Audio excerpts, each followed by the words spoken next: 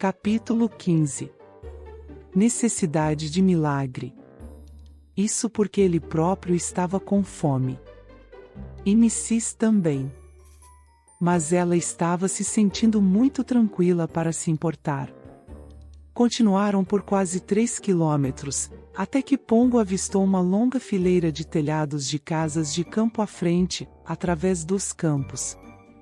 Deve ser isso, disse ele. O que é esse brilho no céu além dos telhados? Perguntou Mrs. Pongo ficou intrigado. Ele tinha visto tal brilho no céu sobre cidades que tinham muitas luzes, mas nunca sobre uma aldeia. E este foi um brilho muito brilhante. Talvez seja um lugar maior do que esperávamos, disse ele, e não sentiu que seria seguro chegar mais perto até que algum cachorro veio ao seu encontro. Ele fez uma parada e latiu a notícia de sua chegada. Ele foi respondido imediatamente por um latido que dizia: "Espere onde você está." "Estou indo." E embora ele não tenha contado a Gelicis, Pongo sentiu que havia algo estranho na volta antes do jantar, disse Pongo, enquanto eles recomeçavam pelos campos iluminados pela lua. Foi a coisa mais animadora que ele poderia ter dito, pois os 97 cachorrinhos estavam agora com muita fome. Ele imaginou que milagre precisava desse latido que respondesse ao seu. Por um lado, não houve palavras alegres de boas-vindas. Logo um gracioso setter vermelho veio correndo em direção a eles.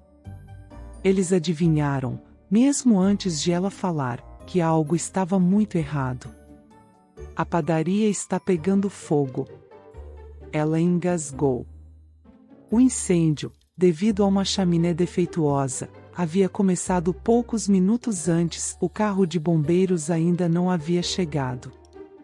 Ninguém ficou ferido, mas a padaria estava cheia de chamas e fumaça, toda a comida espalhada para os dálmatas estava queimada. "Não há nada para você comer e nenhum lugar para dormir", gemeu a pobre setter, ela estava histérica. "E a rua da aldeia está cheia de gente."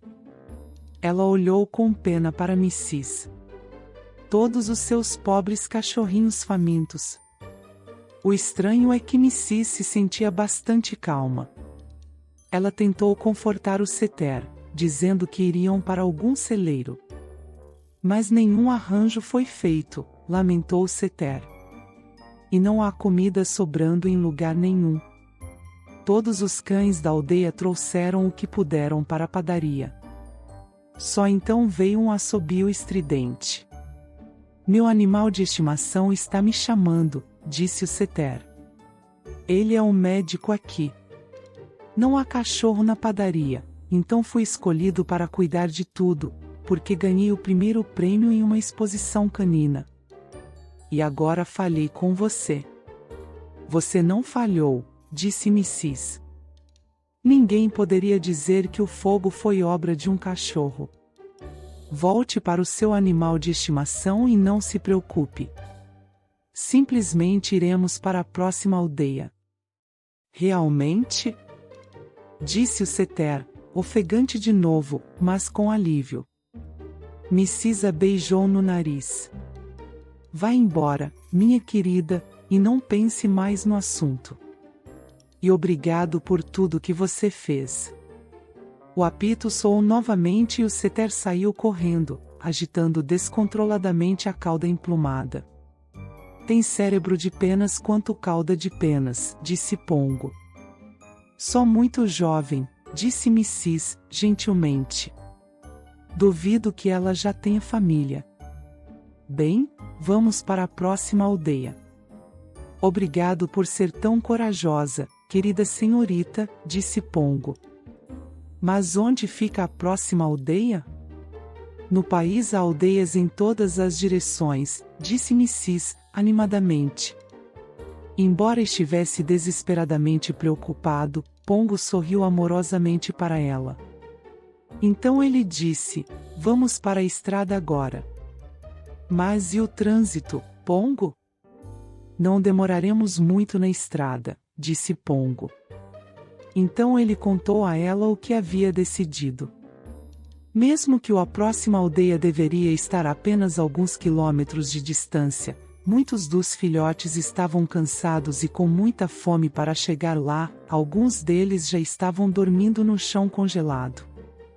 E a cada minuto ficava mais frio. E mesmo que conseguíssemos chegar à próxima aldeia, onde dormiríamos, senhorita, o que comeríamos, sem planos prévios? Devemos ceder, minha querida. Venha, acorde os filhotes. Marcha rápida, pessoal. Os filhotes acordados choramingavam e tremiam, e Mrs. percebeu que até os filhotes mais fortes estavam agora com um frio terrível. Então ela ajudou Pongo a fazer todos marcharem rapidamente. Então ela sussurrou: mas como vamos ceder, Pongo? Pongo disse: precisamos ir até a aldeia e encontrar a delegacia. Mrs. olhou para ele com horror. Não, Pongo, não.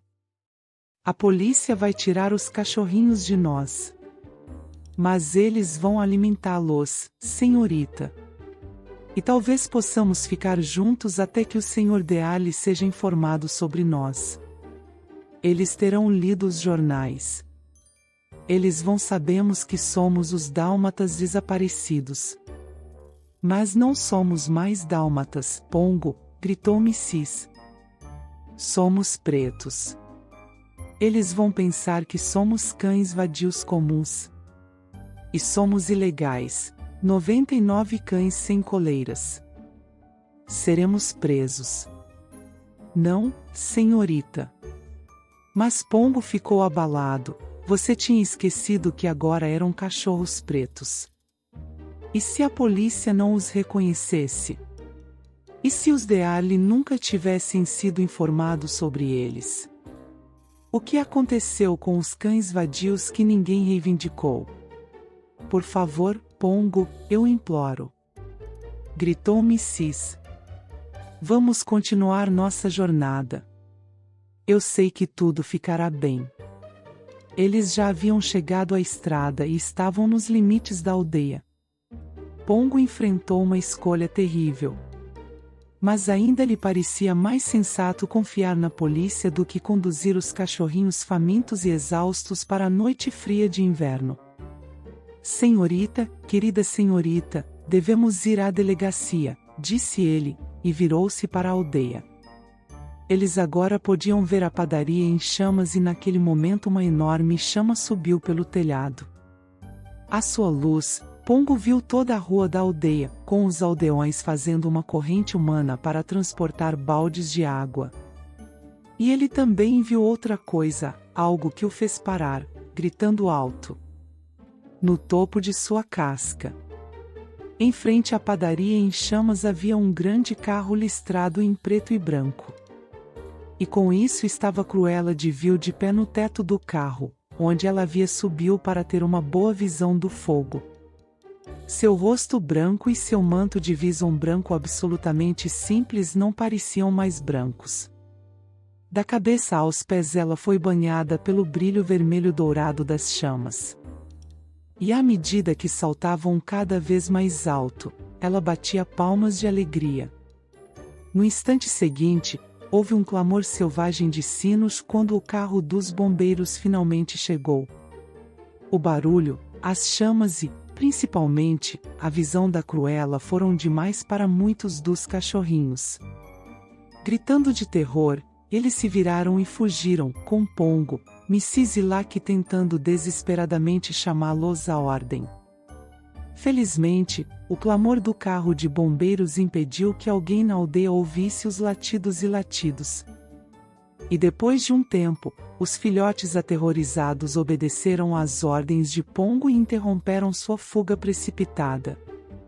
Eles ficaram muito envergonhados quando Pongo lhes disse que, embora entendesse perfeitamente como eles se sentiam, eles nunca deveriam se comportar de maneira tão apavorada e deveriam sempre obedecer às ordens instantaneamente.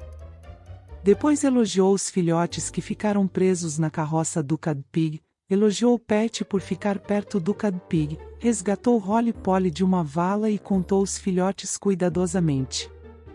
Ele fez tudo isso tão apressadamente quanto possível, pois sabia agora que eles deveriam prosseguir em sua jornada. Não havia como eles cheguem à delegacia sem passar por Cruella de Vil. A situação deles era agora pior do que nunca. Eles não só tiveram que enfrentar os perigos da fome e do frio, havia o perigo adicional de Cruella. Eles sabiam, pela direção em que o carro dela estava voltado, que o inimigo já devia ter estado no Hell Hall, soube que eles haviam escapado e agora estava voltando para Londres. A qualquer momento, ela poderia sair do fogo e alcançá-los. Se ao menos pudessem ter saído da estrada e viajado novamente pelos campos. Mas agora havia bosques em ambos os lados da estrada, bosques tão densos que o exército não conseguiria manter-se unido. Mas podemos nos esconder lá dentro, se virmos os faróis do carro, disse Pongo, e explicou isso aos cachorrinhos. Então o exército voltou a marchar. Pelo menos os filhotes estão aquecidos agora, disse Mrs. E eles esqueceram como estão cansados e famintos. Vai ficar tudo bem, Pongo. O ritmo certamente foi bom por alguns quilômetros, depois ficou cada vez mais lento. Os cachorrinhos terão que descansar, disse Mrs. E este é um bom lugar para isso. Havia agora uma margem larga e gramada até a estrada. No momento em que Pongo parou, os filhotes caíram na grama gelada. Muitos deles adormeceram imediatamente. Eles não deveriam dormir, disse Pongo, ansioso. Deixe-os, por um tempo, disse Mrs. O Cadpig não estava dormindo. Ela sentou-se na carroça e disse: em breve haverá um celeiro, com vacas gentis e leite quente? Tenho certeza de que haverá algo legal, disse Mrs. Aconchegue-se no seu feno, meu querido. Pongo, como está estranhamente silencioso. Eles não conseguiam mais ouvir nenhum som vindo da aldeia. Nenhum sopro de vento agitava a grama ou agitava as árvores. O mundo parecia congelado numa quietude prateada e silenciosa. Algo macio e fofo tocou a cabeça de Pongo, algo que o intrigou. Então, ao perceber o que era, Mrs. sussurrou: olha, Pongo. Olha os cachorrinhos. Pequenos pontos brancos apareciam nos casacos pretos fuliginosos. A neve começou a cair. Mrs. disse, sorrindo. Em vez de serem filhotes brancos com manchas pretas, eles estão se transformando em filhotes pretos com manchas brancas, só que em breve serão todos brancos. Como a neve é macia e suave, o Pongo não estava sorrindo. Ele gritou: se eles dormirem até que estejam cobertos, nunca mais acordarão, morrerão congelados sob aquela neve macia e suave. Acordem, filhotes. Acordem. A essa altura, todos os filhotes, exceto Lucky e Cadpig, haviam caído em um sono profundo e exausto. Lucky ajudou os pais a acordá-los, e o Cadpig ajudou também, sentado em seu carrinho e latindo estridentemente. Os pobres cachorrinhos imploraram para que os deixassem dormir, e aqueles que se levantaram logo cambalearam novamente. Nunca conseguiremos fazê-los andar, disse Pongo, desesperado. Por um momento, o Cadpig parou de latir e houve um silêncio repentino. Então, da aldeia atrás deles, veio o toque estridente da buzina de motor mais alta da Inglaterra. Os filhotes nasceram, a exaustão afastada pelo terror. Para a floresta! Gritou Pongo. Então ele viu que a mata agora estava protegida por uma rede de arame, através da qual nem mesmo o menor cachorrinho conseguia se espremer. E não havia nenhuma vala onde se esconder. Mas ele podia ver que a floresta terminava não muito longe. Devemos continuar, ele gritou. Pode haver campos, pode haver uma vala. A buzina soou novamente, repetidamente. Pongo adivinhou que o carro de bombeiros havia apagado o fogo e agora Cruella estava espalhando os moradores enquanto dirigia. Ela já estaria a menos de 3 quilômetros atrás deles, e o grande carro listrado poderia viajar 3 quilômetros em menos de 2 minutos. Mas a mata estava acabando, havia campos à frente. Para os campos! Gritou Pongo. Rápido, rápido! Os filhotes deram um grande impulso para a frente e depois recuaram, consternados. Pois embora a floresta terminasse, a rede de arame continuava em ambos os lados. Ainda não havia como sair da estrada. E a buzina soou novamente, mais alta e mais próxima. Nada além de um milagre pode nos salvar agora, disse Pongo. Então devemos encontrar um milagre, disse Mrs. com firmeza. Pongo, o que é um milagre? Foi nesse momento que de repente eles viram, através da neve rodopiante, uma van muito grande parada na estrada à frente deles. A traseira estava abaixada e o interior da van era iluminado por luz elétrica. E sentado ali, sobre um jornal, estava um Staffordshire Terrier com um pequeno cachimbo de barro na boca. Ou seja, parecia um cachimbo de barro. Na verdade, era feito de açúcar e já teve um bom tempo tronco. Agora o Staffordshire colocou a tigela do cachimbo na boca e comeu. Então ele ergueu os olhos do jornal, que estava lendo e sentado, e olhou surpreso para o exército de filhotes correndo desordenadamente em sua direção. Socorro, socorro, socorro! Latiu Pongo. Estamos sendo perseguidos. Quando poderemos sair desta estrada? Não sei, cara, latiu de volta o Staffordshire. É melhor você se esconder na minha van. O milagre, o milagre.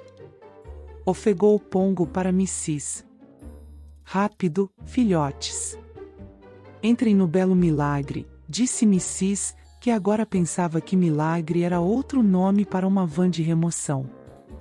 Um enxame de filhotes subiu pela traseira. Subiu o carrinho do Cadpig, puxado pela frente e empurrado por trás. Então, mais e mais filhotes pularam ou subiram até que todo o exército chegasse. Caramba, há muitos de vocês, disse Staffordshire, que havia se achatado na lateral da van. Sorte que a van estava vazia. Quem está atrás de vocês, amigos? Velho Nick? Algum parente dele, eu acho, disse Pongo. A buzina estridente soou novamente e agora 2 faróis fortes podiam ser vistos ao longe. E ela está naquele carro. Então é melhor eu apagar a luz, disse Staffordshire, acionando cuidadosamente o interruptor com os dentes. Isso é melhorar. O coração de Pongo pareceu falhar uma batida. De repente, ele percebeu que deixar os filhotes entrarem na van tinha sido um erro terrível. Mas os faróis do carro vão brilhar, ele engasgou. Nosso inimigo verá os filhotes. Não são filhotes pretos em uma van preta, disse Staffordshire. Não se eles fecharem os olhos. Ah, excelente sugestão. Rapidamente Pongo deu a ordem: filhotes, fechem os olhos, ou eles refletirão os faróis do carro e brilharão como joias na escuridão. Feche-os e não os abra, por mais assustados que estejam, até que eu dê a palavra. Lembre-se, seus vidas podem depender de sua obediência agora. Feche os olhos e mantenha-os fechados. Instantaneamente todos os cachorrinhos fecharam os olhos com força. E agora os faróis do carro estavam a menos de 400 metros ausente. Feche os olhos, senhorita, disse Pongo. E não se esqueça de fechar o seu, companheiro, disse o Staffordshire. Agora o potente motor do carro podia ser ouvido. A buzina estridente soou repetidas vezes, como se estivesse dizendo à van para sair do caminho. Cada vez mais alto crescia o barulho do motor. O brilho dos faróis era agora tão intenso que Pongo teve consciência disso através das pálpebras bem fechadas. Os filhotes obedeceriam às ordens. Ou será que o terror os faria olhar para o carro que se aproximava? O próprio Pongo tinha um desejo selvagem de fazer isso e um medo selvagem de que o carro batesse na van. O barulho da buzina e do motor tornou-se ensurdecedor, o brilho parecia ofuscante, mesmo para os olhos fechados. Então, com um rugido, o grande carro listrado avançou sobre eles e passou por eles, rugindo noite adentro. Vocês podem abrir os olhos agora, meus filhotes corajosos e obedientes, gritou Pongo. E de fato eles mereciam elogios porque nenhum olho havia sido aberto. Foi um carro e tanto, cara, disse o Staffordshire ao Pongo. Você deve ter um grande inimigo. Quem é você, afinal? A matilha local de cães de caça? Então, de repente, ele olhou fixamente para o nariz de Pongo. Bem, me engula se não for fuligem. E isso não me engana. Vocês são os dálmatas desaparecidos. Querem uma carona de volta para Londres? Um elevador. Uma carona nesta van maravilhosa. Pongo e Mrs. mal conseguiam acreditar. Rapidamente os filhotes se acomodaram para dormir nos tapetes e cobertores usados para embrulhar os móveis redondos. Mas por que existem tantos filhotes? Disse o Staffordshire. Os jornais não sabem a metade, nem o quarto, também. Acham que faltam apenas 15. Pongo começou a explicar, mas o Staffordshire disse que conversariam durante a viagem para Londres. Meus animais de estimação vão sair daquela casa a qualquer minuto. Imagine se fizéssemos uma mudança no domingo, e na véspera de Natal. Mas a van quebrou ontem e tivemos que terminar o trabalho. Quantos dias levará a viagem para Londres? Perguntou Mrs. Dias? Disse o Staffordshire. Não vai demorar muito mais do que algumas horas, se eu conheço meus animais de estimação. Eles querem chegar em casa para terminar de decorar as árvores de Natal dos filhos. SSSH, agora. Calem-se, vocês dois. Um homem grande, com um avental áspero, saía de uma casa próxima. Mrs. pensou, assim que um perigo passa, outro ameaça. Todos eles seriam expulsos do milagre? O Staffordshire, abanando o rabo com entusiasmo, atirou-se no peito do homem, quase o derrubando. Cuidado, Bill. Disse o homem, por cima do ombro. A bola de canhão canina está animada. Bill era um homem ainda maior, mas até ele ficou abalado pela recepção amorosa do Staffordshire. Abaixe-se, sua bomba autolançada, gritou ele, com muito carinho. Os dois homens e o Staffordshire voltaram para a van e o Staffordshire pulou para dentro. Os dálmatas fuliginosos, amontoados, eram invisíveis na escuridão. Quer entrar, não é? Disse Bill. Bem, está frio. Ele levantou a traseira e gritou, próxima parada, sente. John S. Wood. Um momento depois, a enorme van pegou a estrada. Bosque de São João. Certamente era ali que morava o esplêndido Yvette, bem perto do Regency Park. Que maravilha, que sorte maravilhosa, pensou Pongo. Só então ele ouviu uma batida de relógio. Ainda eram apenas 8 horas. Senhorita. Ele chorou. Chegaremos em casa esta noite. estaremos em casa no Natal. Sim, Pongo, disse Mrs. alegremente. Mas ela não se sentia tão alegre quanto parecia. Pois Mrs., que tinha sido tão corajosa e tão confiante até o momento em que encontraram o milagre, foi subitamente tomada por um grande medo. E se os Dearly não os reconhecessem agora que eram cães pretos? Suponha que o querido Dearly os rejeitasse? Ela manteve seus medos para si mesma. Porque ela deveria assustar Pongo com eles. Quão rápido o milagre estava viajando. Ela pensou nos dias que ela e Pongo levaram para chegar a Suffolk a pé. Ora, pareciam ter passado semanas desde que partiram de Londres. No entanto, foi apenas... Quanto tempo? Poderiam ser apenas 4 dias? Eles dormiram um dia no estábulo da pousada, um dia na casa do querido Spaniel, um dia no Folly, parte de uma noite no celeiro após a fuga do Hell Hall, depois um dia na padaria. Tanta coisa aconteceu em tão pouco tempo. E agora, estaria tudo bem quando eles chegassem em casa? Seria? Seria? Enquanto isso, Pongo tinha suas próprias preocupações.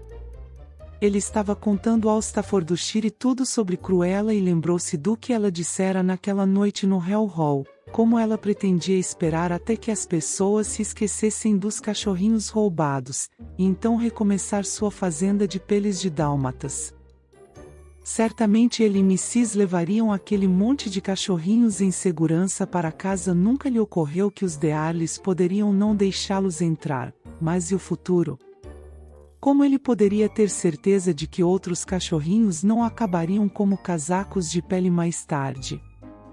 Ele pediu o conselho do Staffordshire. Por que não matar essa Cruella? Disse o Staffordshire. E eu vou te ajudar. Vamos marcar um encontro agora. Pongo balançou a cabeça. Ele passou a acreditar que Cruella não era um humano comum, mas algum tipo de demônio. Se sim, alguém poderia matá-la? De qualquer forma, ele não queria que seus filhotes tivessem um cachorro matador como pai. Ele teria atacado Cruella se ela tivesse atacado qualquer filhote. Mas ele não gostava de assassinato a sangue frio. Ele disse isso ao Staffordshire. Seu sangue logo esquentaria assim que você começasse o trabalho, disse Staffordshire. Bem, me avise se mudar de ideia. E agora tire uma soneca, cara. Você ainda tem muito trabalho pela frente. O Staffordshire, assim como Mrs., se perguntavam se os Dearlys reconheceriam esses dálmatas pretos, e se mesmo os animais de estimação mais gentis acolheriam tantos filhotes. Mas ele não disse nada disso a Pongo. Mrs., embalada pelo movimento da van, adormeceu. Logo Pongo também dormiu. Mas seus sonhos eram assombrados por ansiedades distintas. E assim por diante, através da escuridão, prosseguiu o milagre devorador de quilômetros.